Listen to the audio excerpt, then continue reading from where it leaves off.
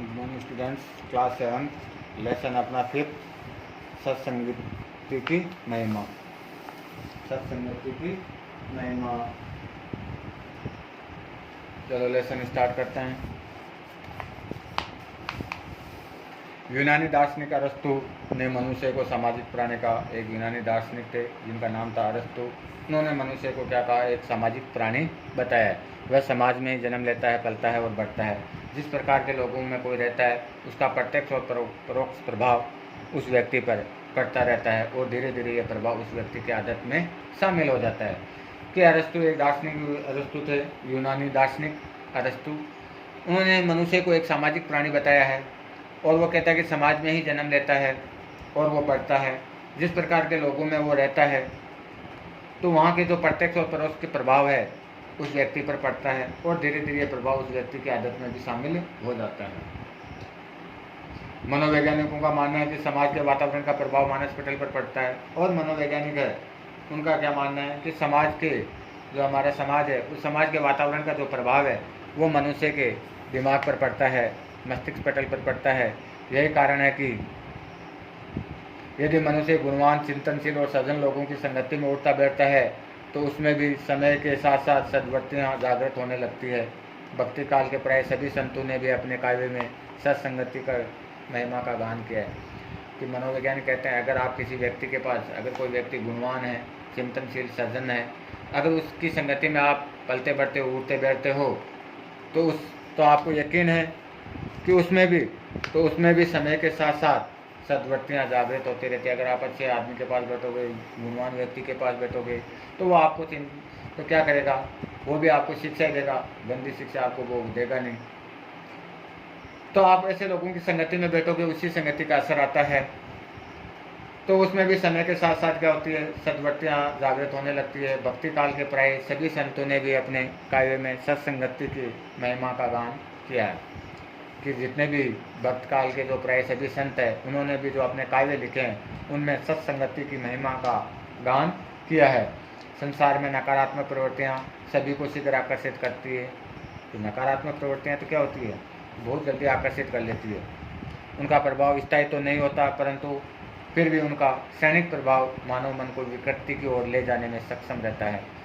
कि जो भी प्रवृत्तियाँ नकारात्मक जो प्रवृत्तियाँ हैं जिसको अपन बैड हैबिट बोलते हैं, बुरी संगति जिसको अपन बोलते हैं, तो वो थोड़े समय के लिए हमको आकर्षित करती है। उसका प्रभाव स्थायी तो नहीं रहता है परंतु फिर भी उसका जो क्षणिक प्रभाव है वो अपने जो मानव का मन होता है उसको विकृत कर देता है। युवावस्था में इसकी अहम भूमिका, और इसका असर कब पड़ता है? युवावस्था में ज़्यादा रहता है। अक्सर देखा गया है कि नवयुवक अपनी कुसंगति के कारण ही विभिन्न प्रकार के नशों के गुलाम बन जाते हैं। और यह प्राय अक्सर देखा जाता है कि कुसंगति के कारण जो नवयुवक है वो क्या हो जाते हैं? विभिन्न नशों के गुलाम बन जाते हैं। बालक जब सामाजिक जीवन में प्रवेश करता है तब उसका मन कोमल व पवित्र होता है। बालक जब सामाजिक जीवन में प्रवेश करता है तब उसका मन कोमल व पवित्र होता है। वह जिस वातावरण में पलता बढ़ता है वहीं की भाषा व आचार विचार सहज रूप से अपना लेता है। यही कारण है कि बालक को अपनी मातृभाषा सीखने के लिए कोई विशेष प्रयास नहीं करना पड़ता है। इसी प्रकार सामाजिक तौर तरीके तथा रीति रिवाज भी समय के साथ साथ उसके जीवन का अभिन्न अंग बन जाते हैं। तो ये अपन जानते देखते हैं कि सामाजिक जीवन का बच्चे पे बहुत असर पड़ता है। अगर आप कहीं पर भी हो, जिस वातावरण में आप पल रहे हो, बढ़ रहे हो, तो वहाँ की जो भाषा है, आचार विचार है, वो अपने आप अपन ऑटोमेटिक अपने रूप में धारण कर लेते हैं। यही कारण है कि अपन को बालक को, कोई भी छोटा सा बालक है, उसको मातृभाषा सीखने में कोई समय नहीं लगता है और कोई विशेष प्रयास नहीं होता, उसको अपने आप कर लेता है वो।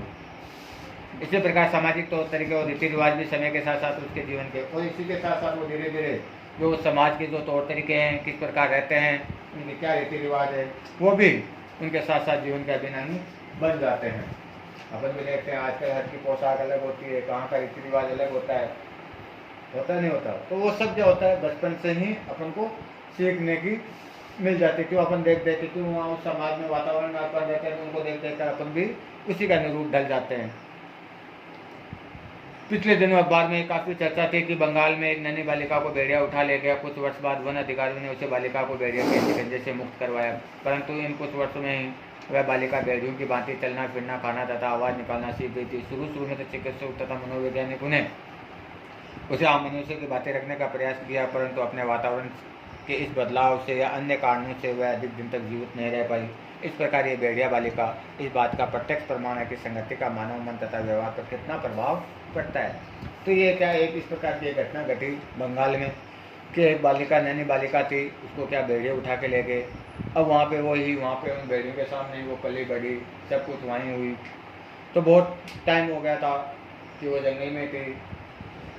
तो एक बार क्या हुआ कि वन अधिकारी वहाँ जंगल में गए तो वो बालिका वहाँ मिली। तो वह क्या करती थी, भेड़ियों की तरह चलती थी, क्योंकि छोटी सी को उठा के ले गए थे। तो वो वहाँ पे ही पली बड़ी, जब बड़ी हुई तो तब जब वन अधिकारी वहाँ पहुँचे तो उसको भेड़ियों से वहाँ से लेके आए। तो उन्होंने जब देखा इस बालिका को तो वह भेड़ियों की बातें चलती फिरती थी, उनकी आवाज़ भी निकालना सीख गई थी। शुरू में तो क्या हुआ कि जो चिकित्सक और मनोवैज्ञानिकों को भी दिखाया तो उन्होंने आम मनुष्य की बातें रखने का प्रयास, उसको भी आम मनुष्य की बातें रखने का प्रयास करा कि मनुष्य की तरह ये भी रहे। लेकिन नहीं, वो तो चलना फिरना सब कुछ भेड़िए की बातें करती थी। जब उसको चलने के लिए खड़ा करते, चलवाते नहीं, तो वो जिस प्रकार भेड़िए चलते थे उसी प्रकार वो चलने सीख गई थी। परंतु अपने वातावरण के इस बदलाव से, अन्य कारणों से वह अधिक दिन तक, लेकिन अब क्या हुआ कि उसका वातावरण पूरा चेंज कर रहे थे कि भाई उसको, नहीं तो वो भेड़ियों के साथ उसको दिख रहा था, न उनकी कोई आवाज़ थी, उसके पास का वातावरण बिल्कुल अलग हो गया था। तो उस वातावरण में वह अधिक दिन तक जीवित नहीं रह पाई थी। इस प्रकार ये भेड़िया बालिका इस बात का प्रत्यक्ष प्रमाण है कि संगति का मानव मन पर तथा व्यवहार पर कितना प्रभाव पड़ता है। ये आगे का जो अपने हैं लेसन है वो अपन कल पढ़ेंगे। ठीक है, धन्यवाद।